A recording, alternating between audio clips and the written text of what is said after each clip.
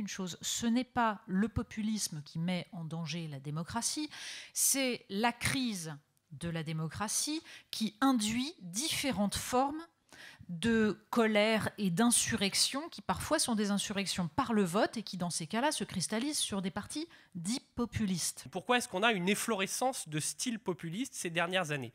Parce qu'il y a une crise très grave de la démocratie représentative.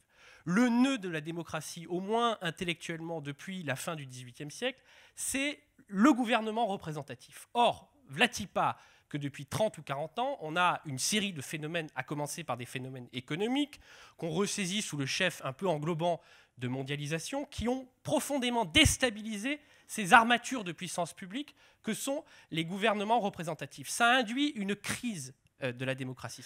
Le mot populisme a été utilisé pour désigner Donald Trump et sa victoire. Le Brexit, c'était populiste. Tout cela, en fait, ce sont des moments où des citoyens se saisissent d'une occasion de faire entendre leur colère dans les suffrages parce qu'ils ont l'impression qu'habituellement, quand ils votent, ça ne sert rigoureusement à rien. Et là, tout à coup, on leur demande leur avis d'une façon qui va leur permettre de marquer ce refus d'un système. Ce qui est vraiment démoralisant, c'est la stagnation des revenus des classes moyennes. Et moi, je dis souvent, ça choque d'ailleurs, les classes, c'est comme dans une assemblée générale d'actionnaires dans une entreprise. Les classes moyennes, c'est le pilier de la démocratie libérale. C'est les petits porteurs. Et donc, eux, dans une approche redistributive classique, ils disent, mais regardez, ça fait 30 ou 40 ans que vous nous bassinez avec votre mondialisation, et nous, on n'y gagne rien.